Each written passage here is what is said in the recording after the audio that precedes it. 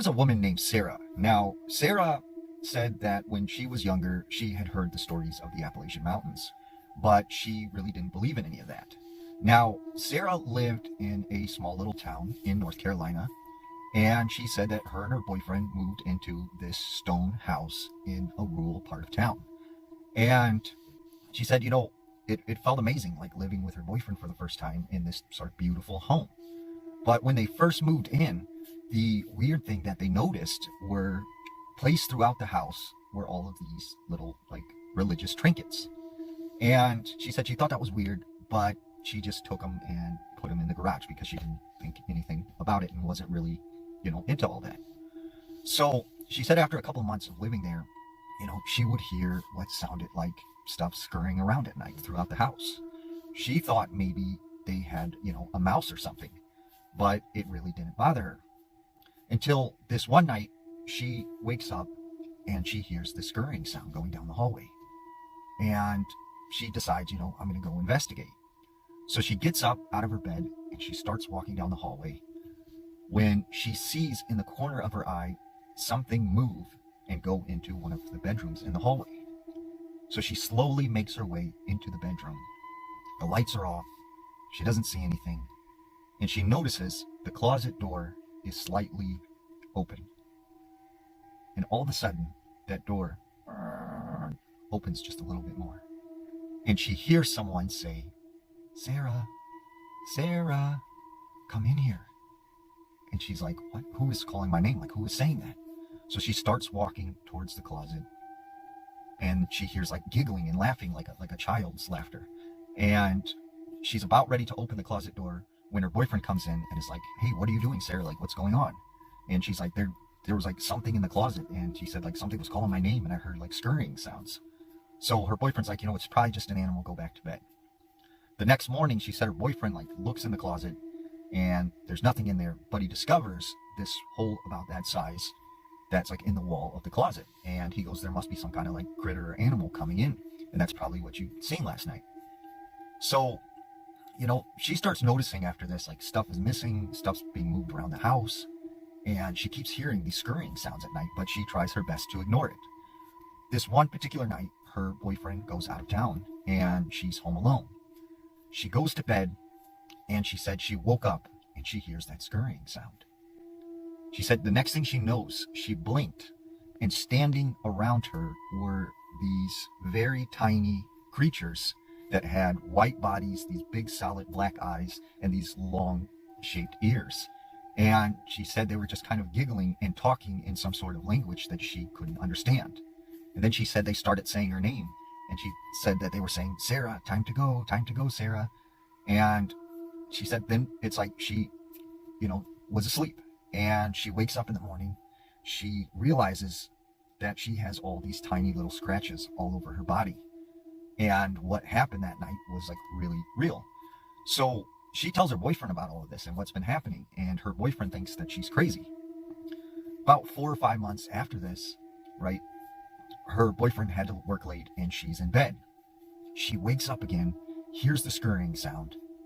And when she blinks again, there are these small creatures standing on her bed. And they say, "Sarah, time to go. Woods. We're going to the woods." And they start dragging her out of the bed, down the hallway, and out the back door. Well, right at this time, her boyfriend comes inside the front door, and he sees her laying on the kitchen floor halfway out the back door. And he doesn't see these creatures, but he realizes that something did happen. And so the next day, they decided to move, and they never went back to that house. This story takes place outside of Chicago, Illinois. There was this older gentleman. He was driving one night on a rural highway outside of Chicago, and he said there was nothing but cornfields and a few houses here and there, but he was completely alone. He said there was no other cars on the road. So, he started to get bored. He turned on his radio. And as he's listening to his radio, he said, like the radio started to go haywire and it was changing stations by itself and it was turning off and on. And he had no clue as to what was happening. So all of a sudden he heard a put, put, put, put sound and his car broke down. He managed to veer over into the shoulder and he gets on his phone. He calls a tow truck. Now, as he's sitting in his car, he said he heard a loud banging sound on the driver's side window.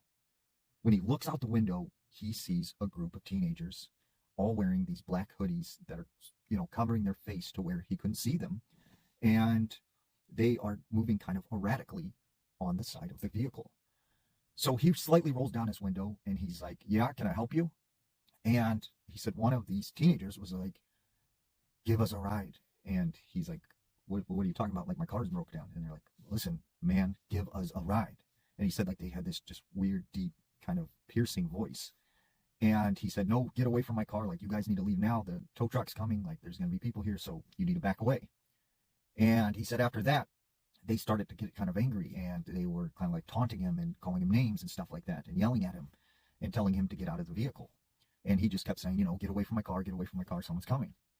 Well, all of a sudden, he said one of these teenagers jumps up on the hood of his car and starts bouncing up and down, and they're screaming and making these weird sounds.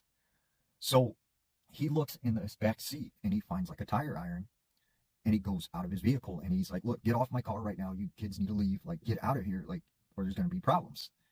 And he said all of them sort of started huddling around him and trying to get close. And he said they just started mocking him and laughing. And one of them picked up rocks and started hitting him with these small little stones. And they told him, "You're all alone. You're out here all alone. Like, no one's going to hear you. No one's going to find you." And he started to get freaked out. He noticed, though, when he looked down, none of them were wearing any shoes. Like, they were barefoot, which was weird because there was snow on the ground. It was like freezing cold, yet they were all barefoot. He said one of them then approached him from the side. And when he turned, he kind of swung the tire iron. And as he swung, he said he looked and could see now this teenager's face. And he said, it just had almost like a pale white, rubbery looking skin with these solid black eyes. And he knew something was off. So he said he dropped the tire iron and he took off running as fast as he could. They started chasing after him and they were screaming and shouting, like throwing rocks at him. And he's like, for sure they're gonna get me. They're gonna get me. But he manages to find like a house. He runs up to the door. He starts banging on the door. This old man answers. And he says, like, "I'm being chased by these teenagers. Like, I need your help." So he said the guy went inside, grabbed a firearm, and he went out, and they started trying to find these teenagers. They couldn't find them anywhere. And he said the weird thing was when he got back to his vehicle and the guy was with him, they could not find any sort of footprints to show that like they were even there or which way they had went. So he got back in his car, and when the tow truck finally arrived, like, he was glad to be out of there. And he said he knew that what he encountered that day was not human.